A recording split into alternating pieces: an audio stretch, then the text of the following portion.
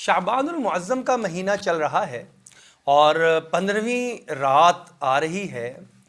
आम तौर पर इसके बारे में बहुत ज़्यादा इफ़रात और तफरीद के मामलात पाए जाते हैं, लेकिन अहादीस मुबारका में गौर करने से मालूम होता है कि इस रात की बहरहाल कुछ न कुछ फजीलत तो अहादीस मुबारका में वारिद हुई है। अब इस रात को किस तरह कीमती बनाना चाहिए उसकी भी कुछ तफसील है।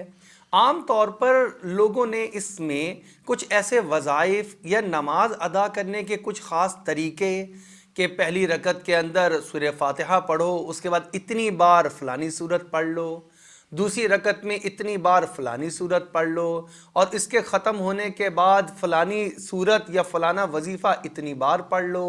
ये सारी की सारी चीज़ें इसमें इजाफ़ा कर दी हैं। लिहाजा जितनी बात अहादीस मुबारका से साबित है उतनी तो एक मुसलमान को लाजमी अपनी ज़िंदगी में करनी चाहिए, क्योंकि ये ऐसे मौक़े हुआ करते हैं कि जिसमें इंसान अपनी आम रूटीन जो गफलत वाली ज़िंदगी चल रही होती है उसको रोक कर कुछ देर अल्लाह की तरफ ध्यान और तवज्जो कर सकता है। तो इस मौके को ये कहकर ज़ाया नहीं करना चाहिए कि ये रात भी आम रातों की तरह है, लिहाजा आम रातों में मैं इबादत नहीं करता तो इसके अंदर भी नहीं करूँगा। हाँ, ये एक ज़ौक़ शौक़ हो कि हर रात को इबादत करने वाले बन जाएं, ताकि चाहे शब बारात आए चाहे लैलतुल क़दर आए, हमारी इबादत आम रूटीन के एतबार से इतनी हो रही हो कि हमें किसी इजाफ़ा करने की ज़रूरत ही पेश ना आती हो। अब जब ये रात आ जाती है तो इसमें लोग बहुत सवाल करते हैं कि हम इबादत कैसे करें।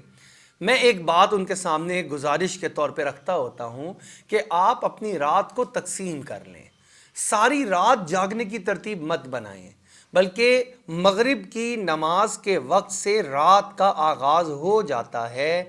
आप मगरिब से लेकर और रात 10 बजे तक, जो कि आम तौर पर सोने का वक्त होता है, उस वक्त को अगर देख लेंगे तो आपका बहुत सारा काम इसी दरमियान में हो जाएगा।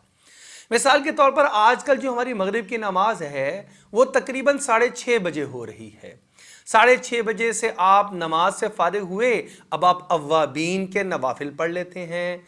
आप पहला 1 घंटा नवाफिल के लिए मुख्तस कर देते हैं। इसी नवाफिल में सलातुत तस्बीह भी है।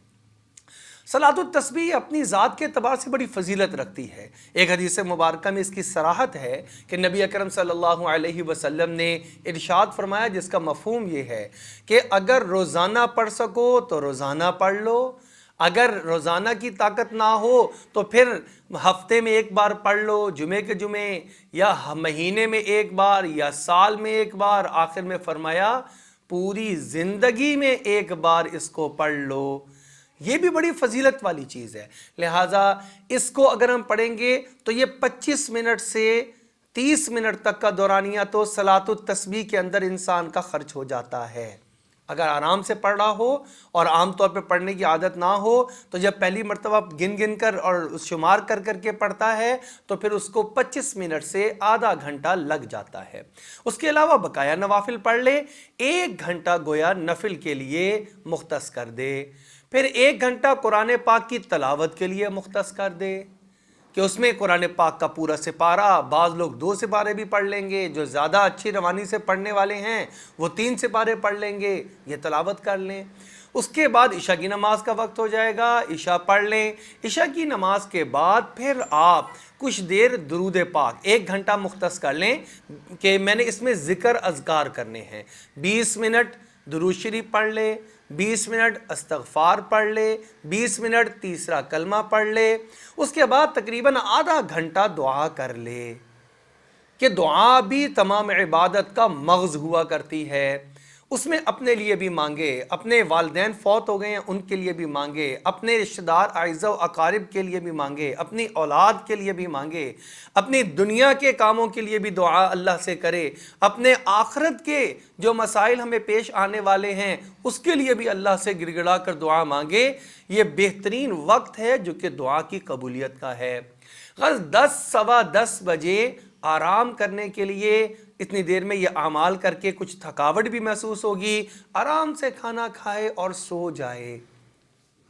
پھر الارم لگا لے تہجد کے وقت کا۔ اگر اس نے روزہ رکھنا ہے تو سحری کے وقت میں اٹھتا ہے، اس وقت میں 2 رکعت تہجد پڑھ لیتا ہے، اس کے بعد سحری کھا لے، اور اگر روزہ رکھنا چاہے تو روزہ رکھ لے۔ یہ 15 شعبان کا روزہ ہے، یہ ایام 20 کے اندر بھی شامل ہے، اور ایام 20 کے 3 روزے ہوا کرتے ہیں، لیکن یہ ضروری نہیں ہوتا کہ تینوں کے تینوں روزے رکھے جائیں۔ ان میں سے اگر ایک آدمی کو ایک روزہ رکھنے کی ہمت ہے تو وہ ایک روزہ رکھ لے، اللہ جل شانہ اس کو بھی اجر عطا فرمائیں گے۔ لہٰذا 15ویں کی رات کو عبادت کرے، پھر سو جائے، صبح کو سحری کے وقت میں اٹھے، تہجد کی نماز پڑھ لے، اس کے بعد سحری کھائے، اگلے دن کا روزہ رکھ لے، ایام 20 کے روزے رکھنے کی نیت کر لے، اللہ جل شانہ اس پر اس کو بھرپور اجر عطا فرما دیں گے۔ بہرحال یہ ایسا موقع ہے جس کو ضائع نہیں کرنا چاہیے، اس سے فائدہ اٹھانا چاہیے۔ حدیث مبارکہ میں آتا ہے آپ صلی اللہ علیہ وسلم شعبان میں کثرت سے روزہ رکھا کرتے تھے، تو کسی نے پوچھا کہ آپ اتنی کثرت سے کیوں رکھتے ہیں؟ آپ صلی اللہ علیہ وسلم نے ارشاد فرمایا، اس مہینے میں اعمال خاص طور پر اللہ کے حضور میں پیش کیے جاتے ہیں۔ میری خواہش ہے کہ میرا جب نامہ اعمال اللہ کے حضور پیش ہو تو میں روزے کی حالت میں ہوں۔ اور ایک اور حدیث مبارکہ میں بھی اس سے ملتا جلتا مضمون ملتا ہے کہ ملک الموت کو اگلے پورے سال کی جتنی اموات آنی ہیں ان کا صفحہ اسی دن، اسی مہینوں کے اندر، اسی شعبان کے مہینے کے اندر اس کے حوالے کر دیا جاتا ہے۔ تو میں چاہتا ہوں کہ میں روزے کی حالت میں ہوں، تو اس لیے ہمیں اس عمل کو چھوڑنا نہیں چاہیے، اس رات اور اس دن سے پورا فائدہ اٹھانا چاہیے۔